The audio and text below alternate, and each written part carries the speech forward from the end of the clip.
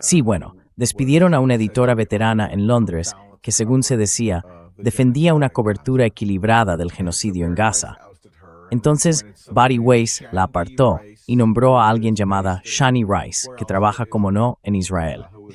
Ella fue subdirectora de internacional en The Wall Street Journal y responsable de su oficina en Oriente Medio. Y sí, estuvo implicada en historias como aquella que afirmaba que la UNRWA, la Agencia de la ONU para los Refugiados en Gaza, tenía varios empleados implicados en los hechos del 7 de octubre. También en la historia que aseguraba que Hamas tenía su cuartel general bajo el hospital Al-Shifa. Todo eso se publicó durante la etapa de Shani Rice, o como se llame. Y claro, eso la convierte en una candidata perfecta para un puesto de alto nivel en The Free Press, el medio de Bari Weiss.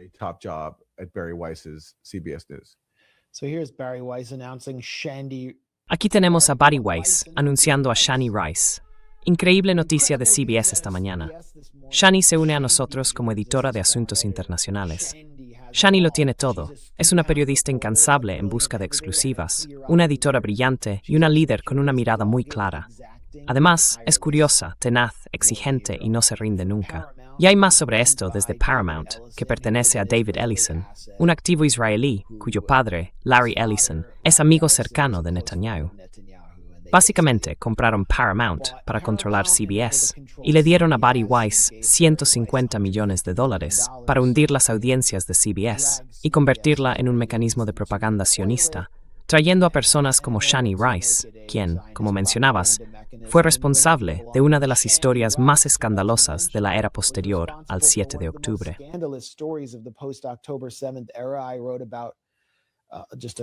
Escribí un hilo rápido sobre ella en Twitter, diciendo que fue quien supervisó el reportaje desacreditado del Wall Street Journal, que afirmaba falsamente que el 12% de los empleados de la UNRWA, la Agencia de Naciones Unidas, participaron en el ataque del 7 de octubre.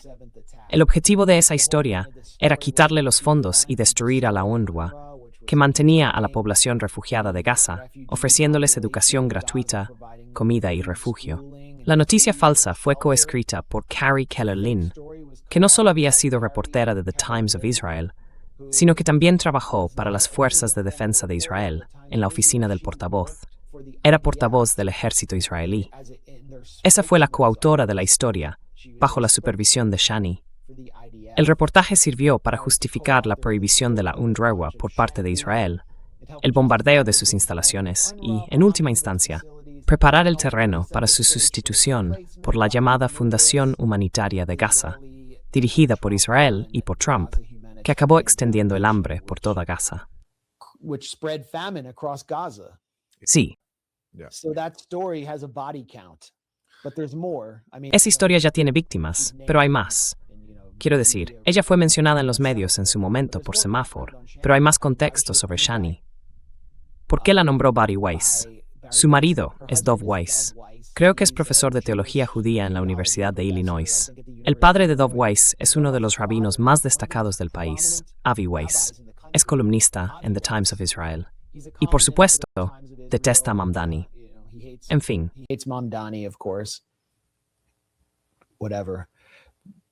David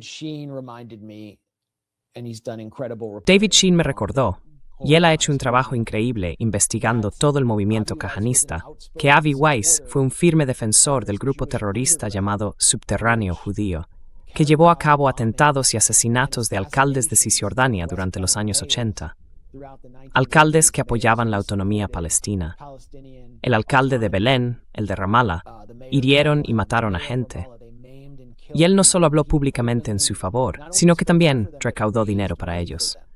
Así que eso lo dice todo sobre lo que está pasando en CBS. Y esta mujer no es solo Shani Weiss. No va a ser simplemente la jefa de la oficina de Londres. Está asumiendo el control de toda una división. Es un nuevo cargo.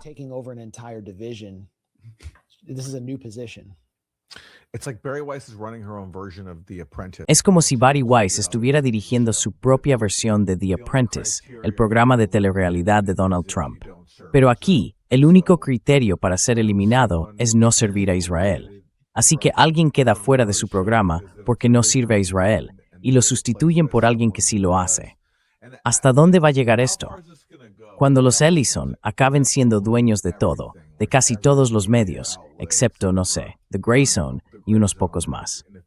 Llegará un punto en que se les acaben los sionistas que contratar de otros medios y empezarán a reclutar en, no sé, campamentos de verano sionistas y colegios judíos. Van a acabar contratando a chavales de primero de carrera para que sean jefes de redacción, porque al final se van a quedar sin gente para hacer esos trabajos.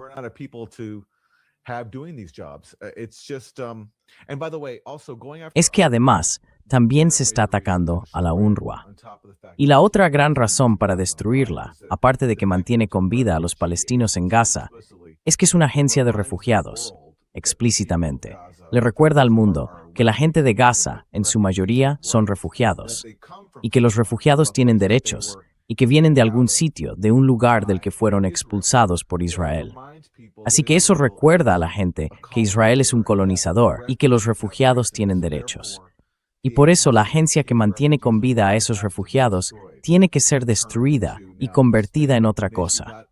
Ya no se trata de que los refugiados tengan derecho al retorno o a una compensación, sino simplemente de tratarlos como si fueran personas desplazadas y decir, bueno, mandémoslos a África o a cualquier otro sitio donde podamos colocarlos. Fue algo deliberadamente malvado, la cumbre del mal, y en ello participó The Wall Street Journal y también la administración Biden. La administración Biden preparó el terreno para todo esto. Es otra parte de su legado. Participaron en ello. Anthony Blinken suspendió de inmediato la financiación de la UNRWA después de lo publicado por The Wall Street Journal. Después de ese artículo, Todos los demás hicieron lo mismo. Canadá, todos esos países de la OTAN. Fue algo coordinado, fue una campaña deliberada, y eso nunca debe olvidarse. así que tienes a un editor supervisando ese artículo que está casado con el hijo de un rabino que recaudó dinero para terroristas judíos en los asentamientos. Tienes también a un coautor del texto que fue portavoz del ejército israelí. Y las únicas fuentes del artículo provienen de la inteligencia israelí. Todo fue un montaje de la inteligencia israelí para retirar la financiación a la UNRWA, algo que se logró a través de Tony Blinken, que era hijastro de un lobista pro-israelí y nieto de otro lobista pro-israelí. Eso llevó a la crisis humanitaria y a la hambruna en Gaza, con 1,000 personas tiroteadas mientras buscaban comida en esos falsos puntos de ayuda. Y todo eso, a su vez, se transformó en la Junta por la Paz, dirigida por Jared Kushner, cuya familia apoyaba a Israel y que conocía a Netanyahu desde niño, cuando se quedaba en su casa.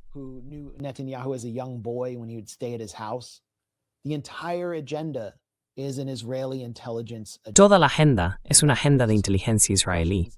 Y eso plantea preguntas. ¿Es Sharon Alfonsi un activo de la inteligencia israelí que simplemente fue contratada por CBS News? Porque CBS News pertenece a un activo israelí, David Ellison, o sea, de eso estamos hablando aquí. Luego estaba, ¿cómo se llama? La versión sionista de Dan Rather o Peter Jennings, no recuerdo su nombre. El tipo que se circuncidó él mismo. Sí, el que se hizo una circuncisión a los 40 años para demostrarse y poder sentarse en la silla de presentador. Sí, ¿cómo se llama? Tony de Cupil. Es como el presentador menos visto de la televisión. Su presencia ha provocado una caída récord en las audiencias de CBS. Impactante, sí. Se casó con una mujer israelí y luego tuvo que circuncidarse para poder sentarse en la silla del presentador. Eso es, literalmente, lo que está pasando en CBS News.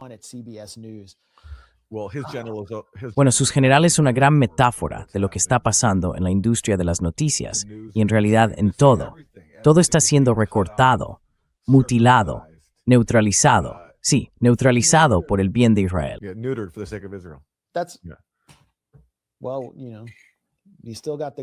Bueno, todavía tenemos The Grey Zone. Yo no me he vendido a ningún multimillonario pro-israelí todavía. Aunque estamos destrozando a la prensa libre en cuanto a canales de YouTube, suscriptores, visualizaciones, y eso que ni siquiera lo estamos promocionando tanto, estamos muy censurados. Pero parte de la razón por la que Bari Weiss consiguió todo ese dinero fue que acumuló rapidísimo, no sé, unos 300,000 suscriptores. Y claro, uno dice, vaya, impresionante. Pero mira cualquiera de sus vídeos. Se quedan ahí semanas y apenas llegan a 2,000 visualizaciones. Nadie quiere ver eso. Es como... Nadie quiere ver conversaciones con Coleman o lo que sea. Sí, Coleman Hughes, también conocido como Mini Van Jones, organizando un debate entre Alan Dershowitz y Josh Hammer sobre el control de armas. Sí, eso sería... Ya sabes, es como la guerra de Irán. Todo el mundo puede ver que es una guerra malvada que no sirve a ningún interés estadounidense. Y todo el mundo puede ver que la prensa libre es propaganda falsa y que CBS, pues, simplemente ya no funciona.